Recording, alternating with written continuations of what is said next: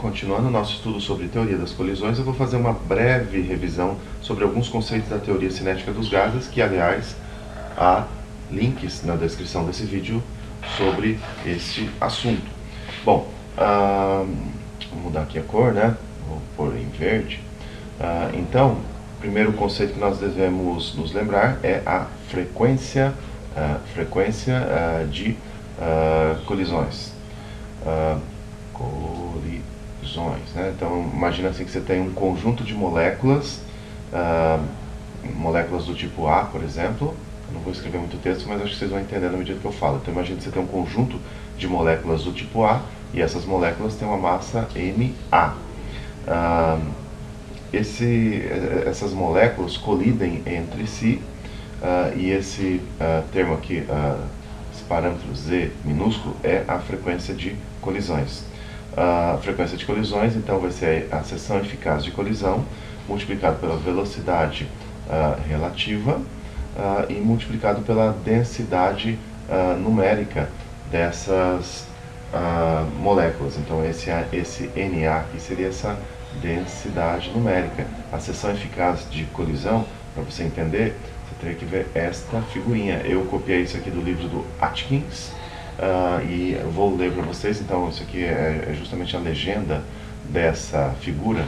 Então, esse sigma, que é π,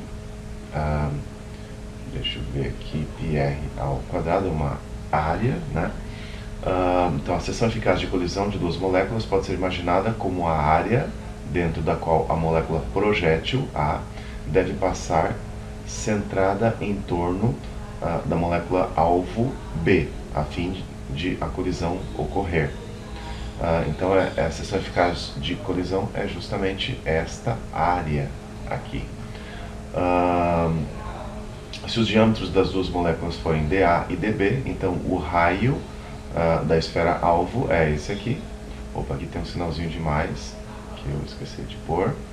E a seção eficaz de colisão é dada por essa fórmula. Então tá aí, seção eficaz de colisão, explicado o que é. Esse C barra rel é a velocidade relativa, ou seja, raiz de 2 que multiplica pela velocidade média. Velocidade média, lembra lá da teoria cinética dos gases, deduzimos isso, 8kT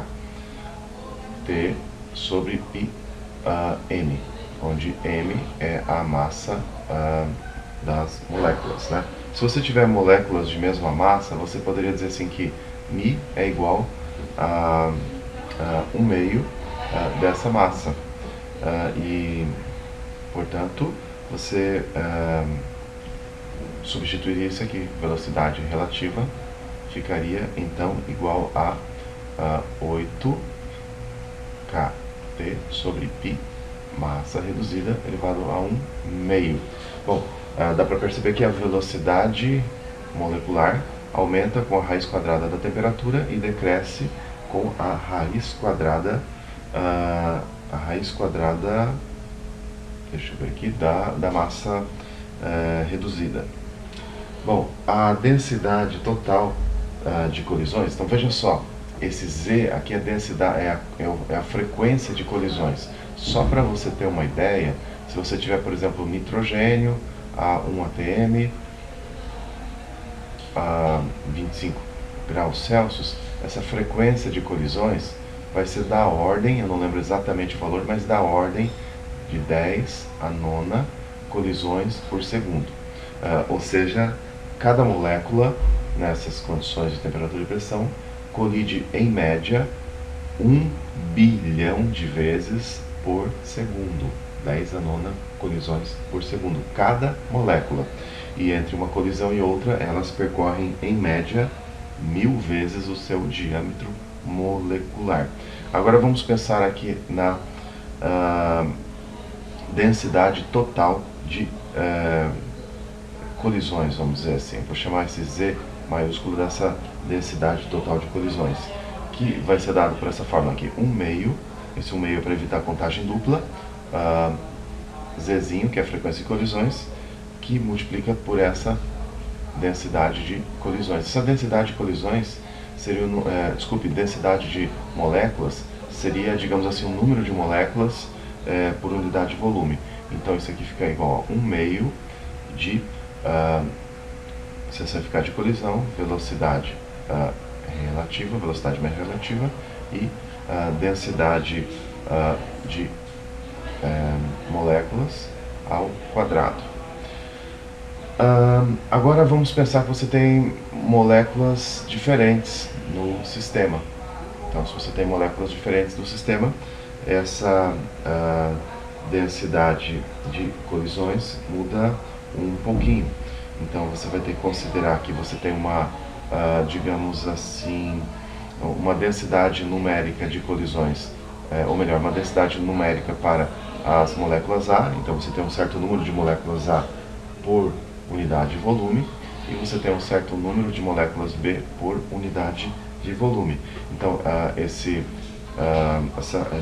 essa densidade de colisões vai ser representada por esse parâmetro Z maiúsculo AB,